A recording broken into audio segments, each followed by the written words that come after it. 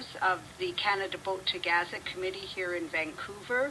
One is Karen DeVito, who's a former educator and business person, and she was one of 3 Canadian delegates who sailed with the last flotilla, the Freedom Waves Flotilla. She was amongst the 27 internationals aboard the Canadian Tahrir and the Irish Seorzi, who were forcibly taken from international waters, put in an Israeli prison, all while attempting to break the blockade in Gaza. Joining her with us in the studio is her husband, John Turnbull, who's a software startup investor. He's, as I said, also with the committee, and he remained in Turkey when the flotilla sailed to maintain contact with the Tahrir's home team and also to help with publicizing the cause and contacting embassies after the boat was seized. So I'd like to welcome both of you to the Voice of Palestine. I think this is the first time we've had you on the show, so we're pleased to have you with us, especially on the International Day of Solidarity with the Palestinians, which seems more than fitting. So I just wanted to start off by asking both of you how you had gotten involved with Palestinian support work. Karen, perhaps if you wanted to go first? Well, for me, it started with a course I took during my master's degree, Peacemaking in Divided Societies, and we looked at a range of issues. What came out of it was that we wrote a book about unacknowledged atrocities in the 20th century. And when we tried to get this book published, we found that the chapter on the Nakba was interfering with our ability to get it published. We couldn't find a publisher in North America who would take this on. So we finally got a publisher in the United Kingdom. Once you start reading about these things, it's hard to stop. So this cause is something that because of this course, I couldn't stop reading about it. I got into the habit of reading Haaretz every day. And so it just moved over. After all, hearing you read the news, which I've heard you do quite often, all those issues, everything you read about, everything you announce, when you say, if I say, why does it have to be that way? That's a question that launches a flotilla. So in a sense, I read a stack of books, I climbed up on top of them, and I leapt onto the deck of the Tahrir. It just seemed like a natural progression. Yeah, a lot of people actually sort of explain it that way as well, that the more they learn, the more they get informed, the more they feel motivated to do something. Was that the case with you as well, John? Or? No, I haven't had the pleasure yet of being attacked by anybody. Oh, we're just going to do a mic adjustment here so we can pick up John as well. Go ahead. Okay, I haven't had the pleasure yet of being personally involved in any of the adventures that Karen has been involved in, except in the sense, as you mentioned, that I stayed home and waited for her to return. My involvement stems from a long interest, almost a lifelong interest in the conflict. I was 17 years old in 1967 when Israel was in the news all the time, and I followed it ever since. So I'm broadly aware of all the issues, but had never become active about it. It was Karen's experience in her studies to do her master's degree that forced me back into it. She would slap a book down and say, you have to read this, and you have to read this. And of course I began reading again about the conflict, and that's how I became involved again in a more active way. So if we move to the Canada Boat to Gaza, which I believe is sort of the main impetus of where you're both putting your energies into at this point. Karen, so can you tell us, well, first of all, you were with the Tahrir when it attempted to make its July voyage from Greece, and then, as we said in the introduction, you were on this last voyage that left from Turkey. So can you give us a bit of a feel for your experiences? Yes, well, in July, when we realized we were not going to be allowed to sail, and when we realized that the blockade had been outsourced to Greece, and that it was being ordered at the highest levels that our boats were to be prevented from sailing, we did try to make a run for it. And at that time, we were stopped by the Greek Coast Guard.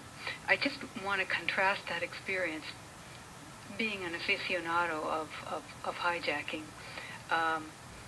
The Coast Guard used a Coast Guard cutter and 2 inflatable rafts to stop our boat, to intercept our breakaway.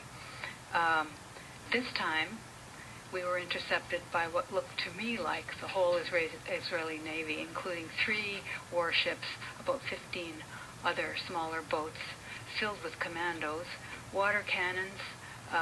They were bristling with weapons. It was really quite a production. And there were also 3 fighter jets flying around above.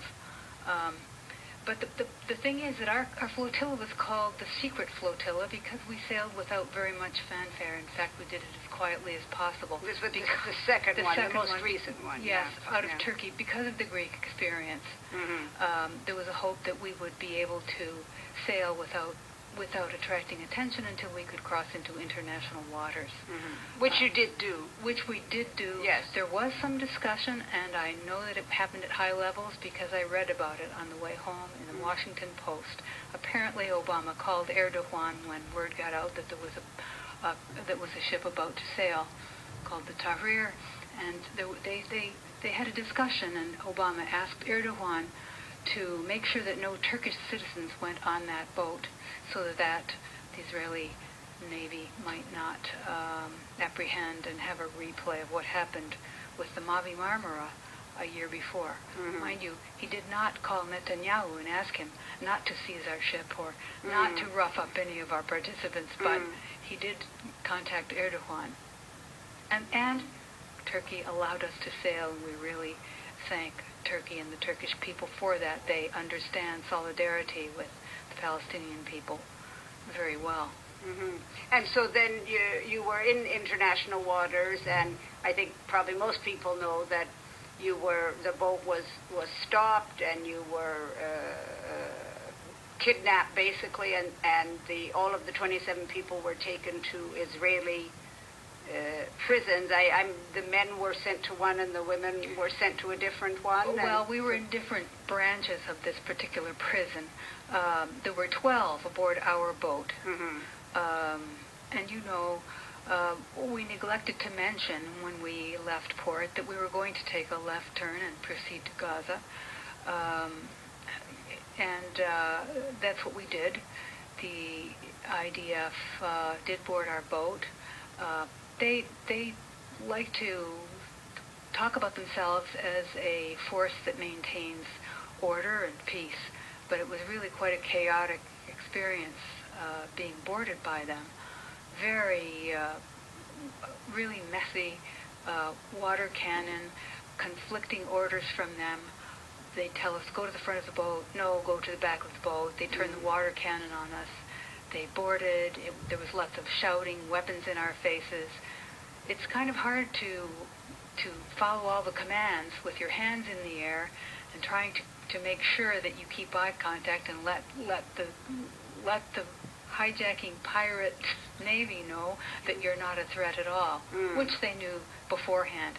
They knew that we had no weapons whatsoever. But the boarding was really quite chaotic. Yeah, and some people were roughed up to some extent. One, David Heath was tasered when he didn't move fast enough out of the wheelhouse. Fortunately, the commando who tasered him slipped on the deck, which had been made slick by the water cannon being poured onto the deck. So he didn't... a bit of irony there. Did a really good job of tasering, and still it really hurt, and still David fell and had a cut from hitting his head. We all were kept outside on the deck. We were a little bit wet, a little bit cold. We finally got to go below, and then we saw that the search they had conducted was just a wild flinging around of all our belongings and opening of suitcases. It was a mess. It looked like some kind of wild party had gone on. The place was just trashed, and the commandos were all sort of passed out on the benches and on the floor amongst our belongings after having had this wild party. Apparently they were exhausted after, I think they'd been out waiting for us for at least a day. They looked, the ones who were guarding us looked drugged. Something was definitely wrong. Their eyes were sort of at half-mast, and they had a hard time staying awake. Although they did keep playing with their weapons and pointing them at our heads and putting the laser sight on our bodies until someone told the captain what was going on, and he replaced those soldiers with two others. It was a very strange experience for a Canadian, a quiet, well-behaved Canadian. So the ship is still in Israeli custody, is that right? As we know, and the medical aid that we were carrying as a symbolic gift to Palestinian people. We were we're following through with a commitment. We answered a call from Palestinian civil society. We promised we would come. We asked what we could bring since we had a small amount of space. Medical equipment and supplies were requested. We bought very carefully with long expiration dates of at least 3 years. And as far as I know, it is still sitting in the ship in Ashdod, waiting to be delivered. There will be an announcement soon as to what the committee's next move will be on that. Right. If I could just go back to you for a second, John, and then Karen also, if you wanted to kick in on this. This whole experience,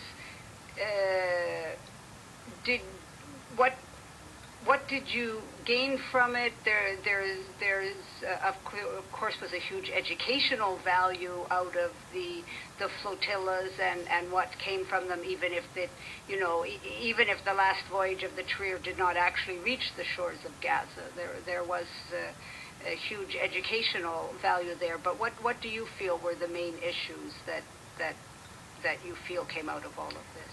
Well, what I gained from it personally, I'll talk about that first, was a confirmation of what I think I had expected beforehand, which was that this is a complicated activity, organizing people to get on a boat in another place.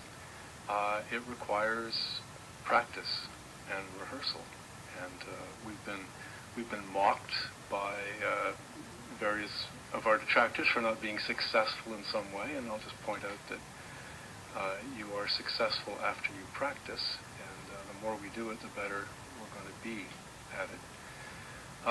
And so this is a long process. We may not get there next time. We may not get there the time after, but we'll get there. We're getting very good at getting people into place, operating the boat, obviously, and dealing with the political flack that hangs around all of this. So that's what I learned personally.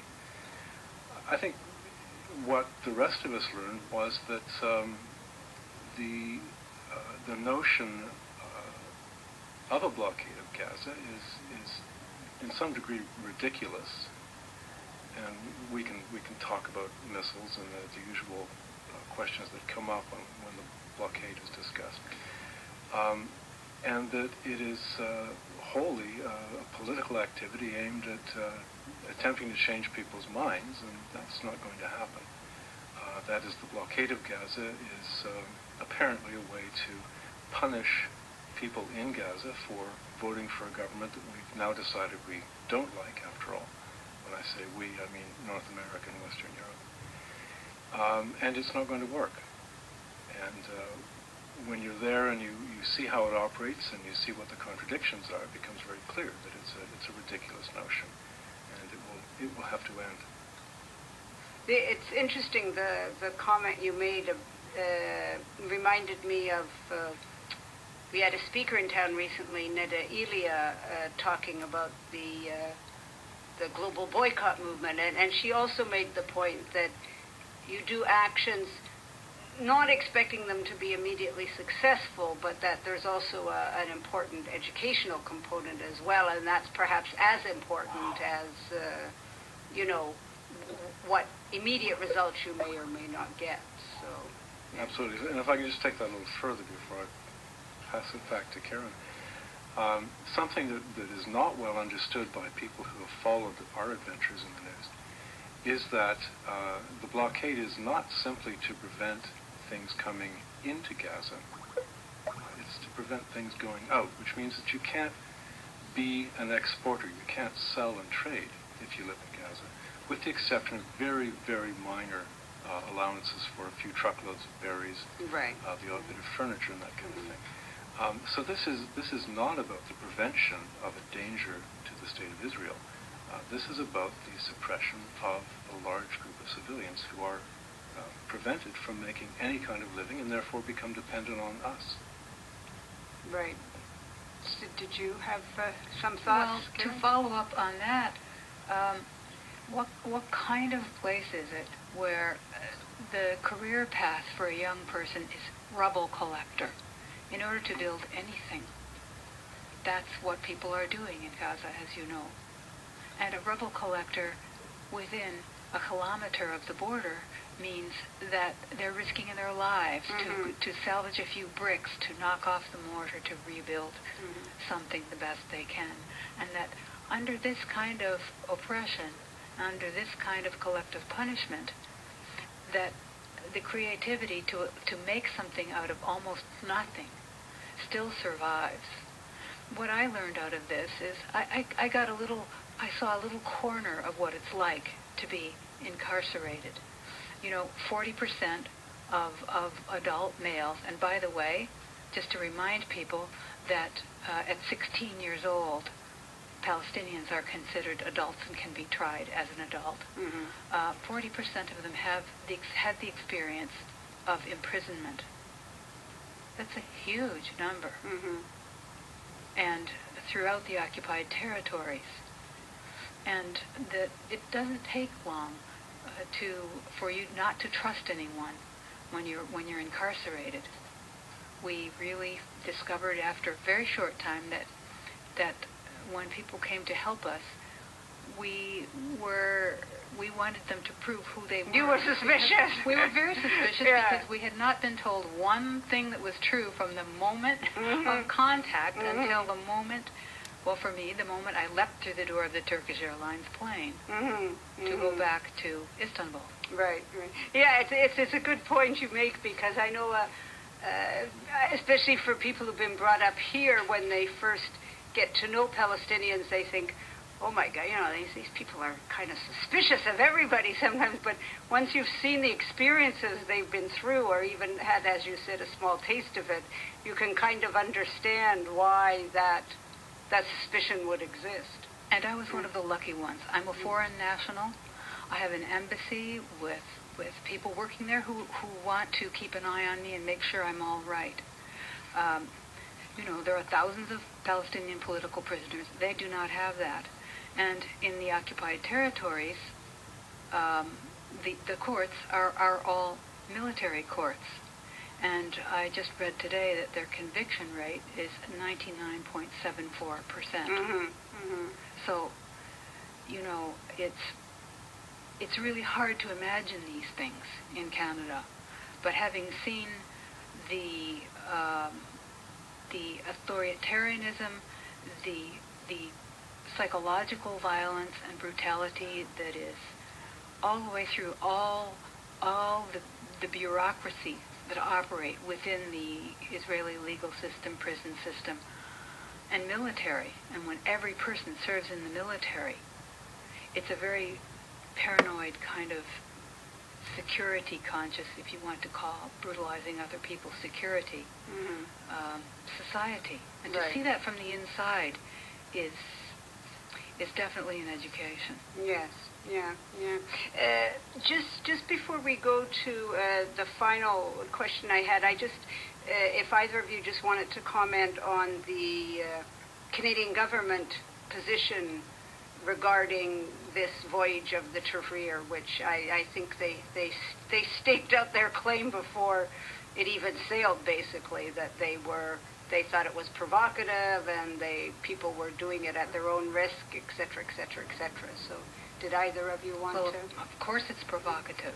It's thought-provoking. We're asking people to think about how things really are.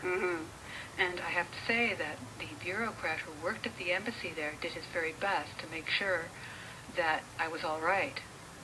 despite the government's policy, he did try to make sure that I was all right. And the Turkish government welcomed me back and did not charge me another visa fee. Thank you very much. So there is understanding among ordinary people and human beings that what's going on is wrong, and that's why we did it. You know, when your conscience tells you something is right, there's not really room to think about, is it safe to do this? Or there's not room to think about, is this the popular thing to do? Or is it politic? Or am I going to be criticized? You do it because you know it is right. And once you know something, you can't unknow it. And once you see some of these things, you can't unsee them. And that's why people do what we did. Because it's right. Right. I'm just going to come back to you, John, and also if you could, the last question we usually ask people is what they feel is the best way to show solidarity with the Palestinians. I mean, obviously being part of the Canada Boat to Gaza was a big part for both of you, but are there other ways that you feel people can show solidarity with the Palestinians as well? I think there are very important ways that they can do that, and I want to just answer your question by continuing a little bit about what Karen said. I find it difficult from time to time to understand whether the best thing to do is to be there in the place where the oppression is happening, or to be back here in North America where our governments are supporting it. And in fact, it's best to be in both places. And so for the people who may be listening who are not prepared to get on a boat and sail across the Mediterranean in November, who have jobs and are raising kids and are doing other things, please, the thing that you can do is express to your government what you already know. This is not about, politics is not about changing people's opinion. It's about allowing them or motivating them to act on what they already know. And Canadians and Americans already know that there's something wrong with what's going on over there. It's wrong and it's got to change. And so what you can do to show solidarity with Palestinians is listen to them, read them, listen to their music, and then tell your government that these are not terrorists. And Karen, I'm going to give you the last word, but also you have the Canada Boat to Gaza Committee has a meeting coming up on December 10th, I believe, at the Unitarian Church in Vancouver, which is at Oaken 49th, 949 West 49. You'll be speaking there, and also John Seuss, who we interviewed, I guess 3 weeks ago maybe on the show, who was part of the olive harvest in the occupied West Bank, will be speaking with you. So was there more details on that you could tell people, as well as follow up on that last question? Well, John and I experienced two very different expressions of Israel's control over Palestinians' everyday life. And so we'll be talking about those things. We'll be talking about the two aspects of it. The thing is, I think what we would really like to get people to understand is that there seems to be a kind of taboo about talking about this issue, and that people are sometimes shy to speak about what they know is right. They know something's wrong. As I said, once you see something, you can't unsee it. And so what we would like to do is encourage people to talk about it. And John Seuss and I are working on speaking. If people want us to come and talk in their homes, we will do that for small groups of people, to get people talking about the issue here at home. There's also been shutting down of academic expression. Just heard today that Professor Mark Ellis, who is the director of the Center for Jewish Studies at Baylor University, is being put under review. He's under investigation. He has stood in solidarity with Palestinians for many years, and he has a somewhat outlying view, and he's now under investigation. These kinds of things really shut down discussion. And, on this day of solidarity with Palestinians, November 29th, 1947 was the day that partition was declared. The very next morning, ethnic cleansing began. Settlers up in the hills rolled down barrels of burning oil into the Palestinian villages. Mm-hmm. The very next day. That's before anything else happened. Right now, there is an ongoing occupation, and we know it's wrong. We read about other state-sponsored atrocities. We owe it to ourselves and to Palestinians and also to Israelis of conscience to talk about it. Mm-hmm. And to join with those voices and not to be afraid. Right. BDS, Boycott, Divest, Sanction, is a good thing that people can participate in. Mm-hmm. They can read, they can talk. Right. They can participate in any of these groups, but not be afraid to talk about this issue. Yeah, I think that's really an important, especially in the current climate of fear and intimidation. That I'm afraid we're out of time. I'm getting the signal to wrap it up. So once again, we'd like to thank both of you for being with us. It's been a real pleasure.